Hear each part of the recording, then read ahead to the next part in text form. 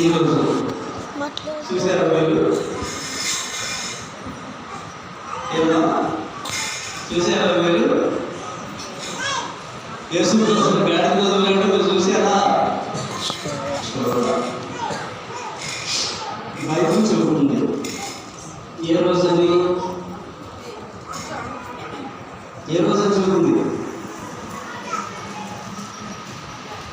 సరే, యేసు ప్రభు వారి యొక్క శిలువ శ్రమలు, శిలువ త్యాగము, అది 100% కరెక్టే.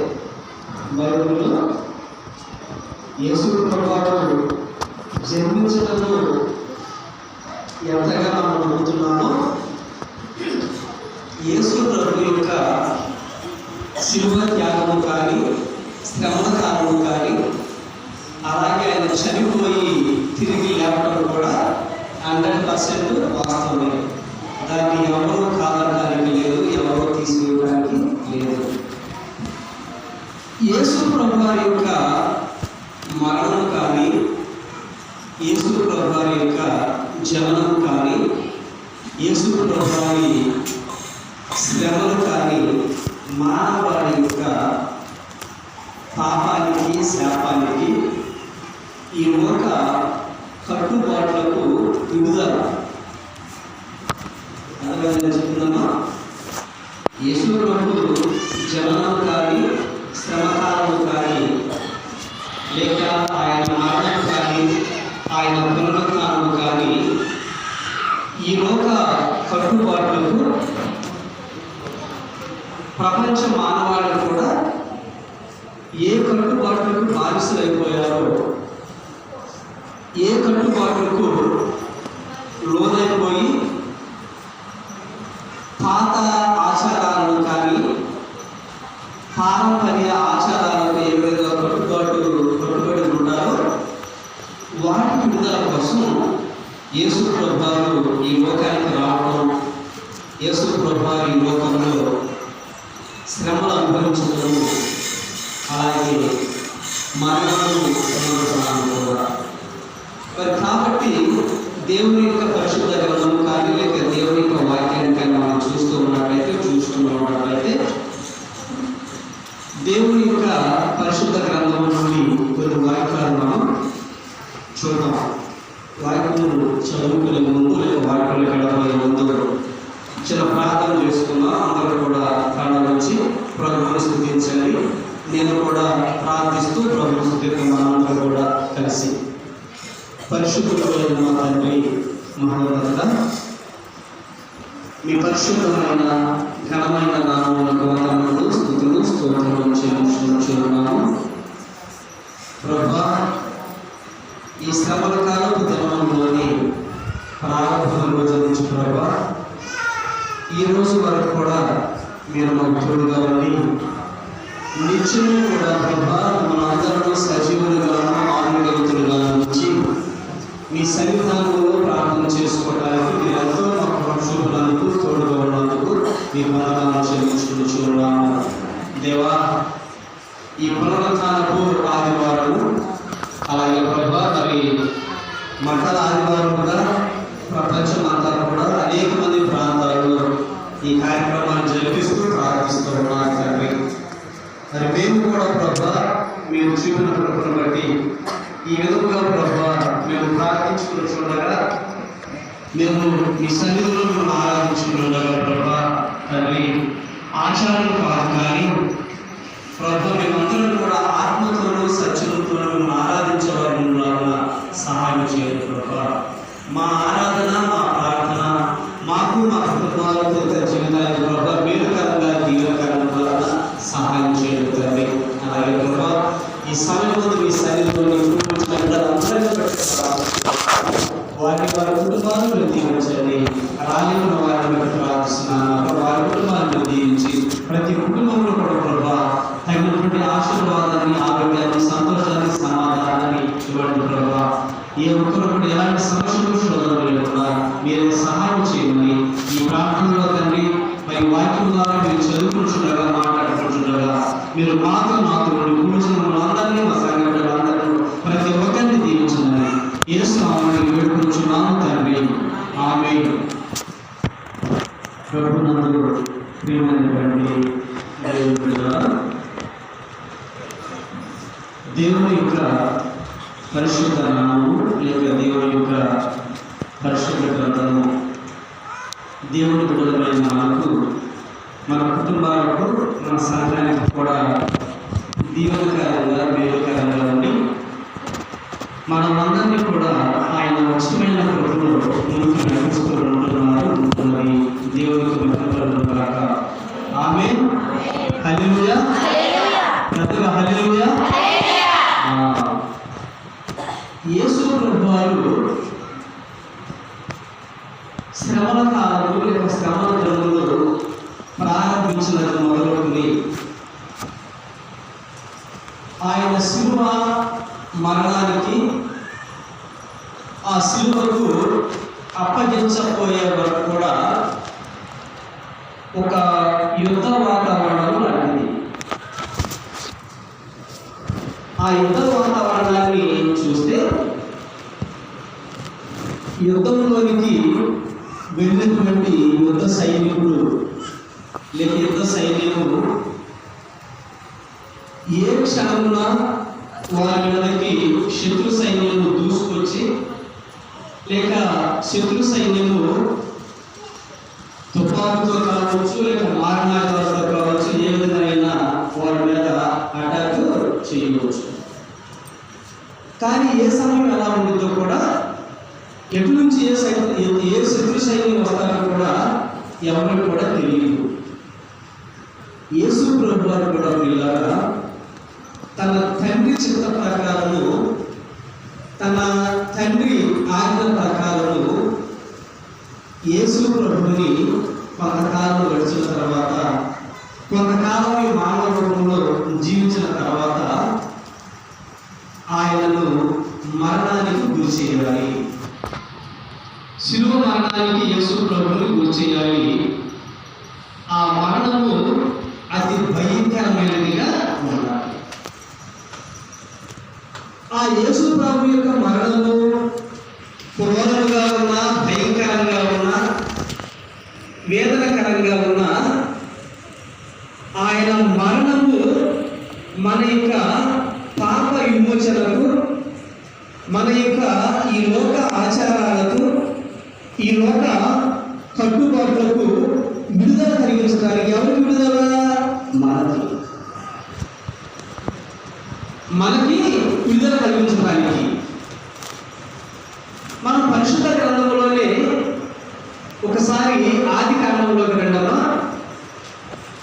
ఆది కాండము 14వ అధ్యాయము 14వ వాక్యం చదవండి.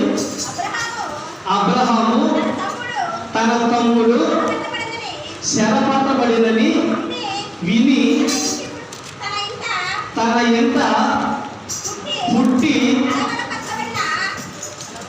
అవమానపరచబడిన 318 మండుగుని ఎండబెట్టుకొని దాను మట్టుకు ఆ రాజులను తరిమెను.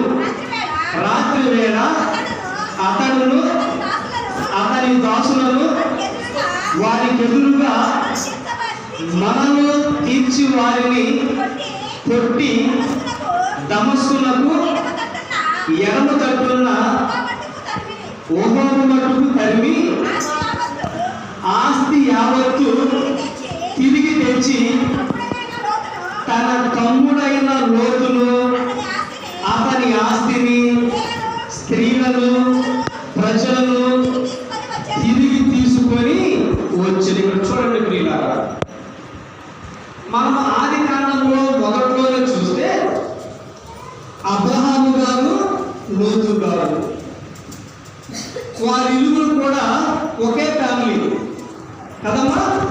ఆ ఫ్యామిలీలో ఉండగా ఆ ఫ్యామిలీ ఎక్కువ జనాభాను బట్టి కానీ, వారి ఇంకా ఎక్కువ ఆస్తిపాస్తులను బట్టి కానీ, ఎక్కువ పరివారాన్ని బట్టి కానీ వారు 2 కుటుంబాలుగా, 2 ఫ్యామిలీలుగా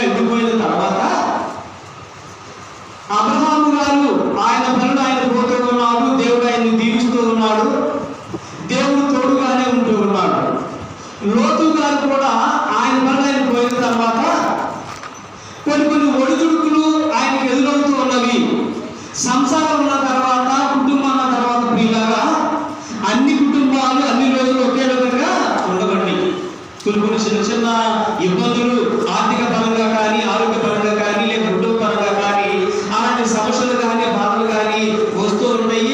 మరి కుటుంబంలో, సంసార జీవితంలో ఏదైనా యజమానులు చిన్న చిన్న పొరపాట్ల వలన, చిన్న చిన్న తప్పుదల వలన కూడా ఆర్థిక పరంగా కానీ, చేసే పనుల్లో కానీ కొన్ని ఇబ్బందులు కూడా వస్తూ ఉంటాయి. అలాగే అబ్రహాము గారు ప్రతి విషయంలో కూడా దేవుని మీదే ఆధారపడేవాడు. దేవునికి స్తోత్రం. ఆయన ఎవరి మీద ఆధారపడేవాడమ్మా? అబ్రహాము దేవుని మీద ఆధారపడి దేవుడు ఏ పనైతే చెప్తారో, ఆయన ఎలా చేయమంటారో అదే విధంగా అబ్రహాము గారు దేవుని మాటకు లోబడి దేవుని యొక్క చిత్తానుసారంగా చేసేవాడు. కాబట్టి దేవుడు ఆయన్ని అంతకంతకు దీవిస్తూనే ఉన్నాడు. యేసు ప్రభువు ఈ లోకంలోకి వచ్చారంటే, ఈ లోకంలో శిలువ శ్రమ అనుభవించి మరణానికి గురి అయ్యారు అంటే ఆయన ఏదో లాభం కోసం కాదు, కానీ ఆయన ఏదో ఆస్తిపాస్తులు కూడగట్టాలి, ఆయన సంపాదించాలని కాదు, కానీ మన క్షేమం కొరకు, హల్లెలూయా, మన క్షేమం కొరకు, మనం ఆత్మీయంగా ఆశీర్వాదకరంగా అభివృద్ధి పడడానికి, మనము దీవించబడటానికి యేసు ప్రభువు ఈ లోకానికి వచ్చిన ఈ లోకంలో చనిపోయారు. కాబట్టి ఆ ఆశీర్వాదం కానీ, ఆ క్షేమం కానీ మన కోసకే. అయితే మనం ఏంటంటే కొన్ని ఈ లోక ఆచారాల నుండి, ఈ లోక కట్టుబాట్ల నుంచి మనమంట ఏం చేయాలంటే విడుదల పొందాలి. ఇక్కడ లోతు గారు ఉన్నారు, అబ్రహాము ఉన్నారు. అబ్రహాము గారి యొక్క సోదరుని, తన ఫ్యామిలీలో అతన్ని, లోతుని ఏరే రాజ్యం వారు కానీ, ఏరే రాజులు కానీ తనను, తన ఫ్యామిలీని, తన ఆస్తిని, ఆ కుటుంబ సభ్యులను ఆక్రమించుకున్నారు. చూడండి పిల్లలు, ఇప్పుడు మనం చూస్తున్నాం కొన్ని దేశాలకు యుద్ధాలు జరుగుతున్నాయి. ఆ యుద్ధం వల్ల మనకు గ్యాస్ కరువు వచ్చింది. అవునుగా, ప్రతి ఒక్కరికి ఆ దేశాల నుంచి, ఆ ఇరాక్ నుంచి మన గ్యాస్ సరఫరా కావాలి. కాబట్టి ఆ యుద్ధాల వలన గ్యాస్ మనం కొంచెం ఇబ్బంది పడుతూ ఉన్నాం. అలాగే ఆ రాజ్యాల్లో కానీ, ఆ రాజుల్లో కానీ, లేక ప్రదేశంలో కానీ ఆస్తులను బట్టి కానీ పిల్లల ఒకరినొకరు ఆక్రమించుకునేవారు. ఒకరినొకరు ఆ రాజ్యాల్లో కానీ, ఆస్తులను కానీ దోచుకోవడానికి ఆక్రమించుకుంటుండేవారు. ఇదే సమయంలో లోతు గారి యొక్క ఆస్తిని కానీ, స్త్రీలను కానీ, జనులు కానీ వేరే వారు దోచుకొని ఉండగా అప్పుడు ఈ వార్త అబ్రహాము గారికి తెలిసింది. అబ్రహాము గారికి తెలిసినప్పుడు అబ్రహాము గారు అయ్యో పోయిన వారితో నాకేంట్లే, వాడి ఫ్యామిలీ వేరు, నా ఫ్యామిలీ వేరు అని చెప్పి ఆయన అనుకోలేదు. అనుకోకుండా తాను ఏం చేశాడంటే, అయ్యో నా సోదరుడు, నా కుటుంబము ఇలా అయిందని చెప్పి ఇక్కడ మనం చూస్తున్నాం 16వ వచనంలో, ఆస్తి యావత్తు తిరిగి తెచ్చి తన తమ్ముడైన లోతును, అతని ఆస్తిని, స్త్రీలను, ప్రజలను తిరిగి తీసుకొని వచ్చెను. చూడండి పిల్లలు, కింద చదవండి. అతడు కదోర్లోయ మేరను అతనితో కూడానున్న రాజులను ఓడించి తిరిగి వచ్చినప్పుడు సొదొమ రాజు అతనిని ఎదుర్కొనుటకు రాజు లోయ అను షావే లోయ మటుకు బయలుదేరి వచ్చెను. మరియు షాలేము రాజైన మెల్కీసెదెకు రొట్టెను ద్రాక్షారసమును తీసుకొని వచ్చెను. అతడు సర్వోన్నతుడకు దేవునికి యాజకుడు. చూడండి పిల్లలు, ఇక్కడ అబ్రహాము గారి విషయంలో, తన ఇంకా సోదరుల విషయంలో, తన యొక్క ఆస్తిపాస్తుల విషయంలో కానీ, తన కుటుంబ విషయంలో కానీ ఏ విధముగా ఆక్రమించుకోవడానికి వారు చూసినప్పుడు, మరలా తిరిగి తీసుకువచ్చి ఆయనకు అప్పగించినప్పుడు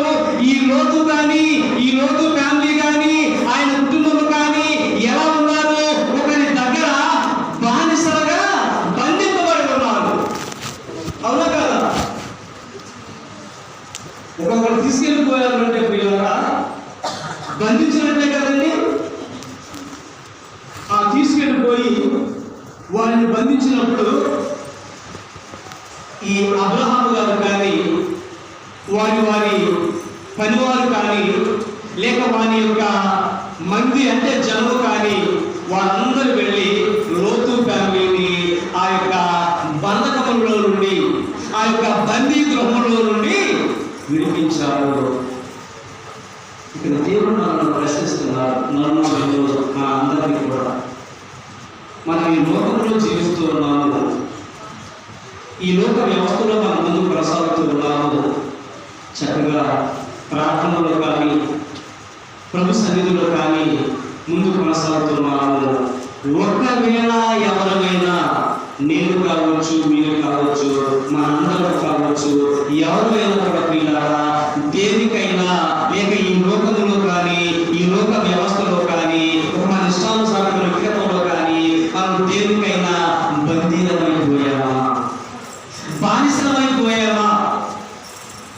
ప్రభువులకు కాకుండా, ప్రభు చిత్తానికి కాకుండా, ప్రభు సన్నిధికి కాకుండా, ముఖ్యంగా ప్రభు యొక్క వాక్యానికి లోబడకుండా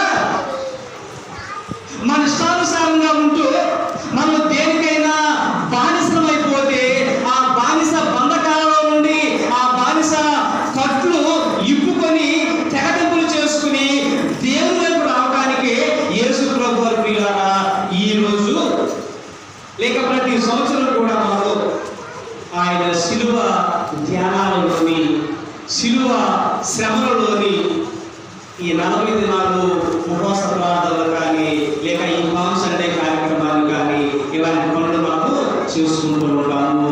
ఎందుకంటే యేసు ప్రభువాన్ని ఏ విధంగా ఇక్కడ ఏం జరిగిందండి మనం చూసాం కదా. 18వ వాక్యం ఉండండి. మరియు షాలేము రాజైన మెల్కీసెదెకు రొట్టెను ద్రాక్షారసమును తీసుకొని వచ్చెను. అతడు సర్వోన్నతుడకు దేవునికి యాజకుడు. అప్పుడు అతడు అబ్రాహామును ఆశీర్వదించి ఆకాశమునకు భూమికి సృష్టికర్తయును సర్వోన్నతుడనైన దేవుని వలన అబ్రాహాము ఆశీర్వదింపబడును గాక అనియు నీ శత్రువులను నీ చేతికి అప్పగించిన సర్వోన్నతుడకు దేవుడు స్తుతింపబడును గాక అనియు చెప్పెను. అప్పుడు అతడు అన్నిటిలో ఇతనికి 10వ వంతు ఇచ్చెను. సొదొమ రాజు మనుషులను నాకిచ్చి ఆస్తిని నీవే తీసుకుమని. చూడండి, చాలా ఏం చేశారంటే దేవుడి సేవకుడుగా, యాజకుడుగా అక్కడ ఏం చేస్తారంటే ఆ బానిస బంధకంలో నుండి నీ సోదరుడు కానీ నిన్ను కానీ దేవుడే విడిపించాడు అని చెప్పి ఆ మెల్కీసెదెకు యాజకుడు దేవుని పేరట ఆశీర్వదించాడు. యేసు ప్రభు వారి మానవ రూపంలో ఆయన మరణానికి ముందు, ఆయన శిలువ మరణానికి ముందు, ఆయన అప్పగించడానికి ముందు కొండ మీదకి వెళ్ళి మోకరించి ప్రార్థన చేస్తాడు. దేవా నీ చిత్తమైతే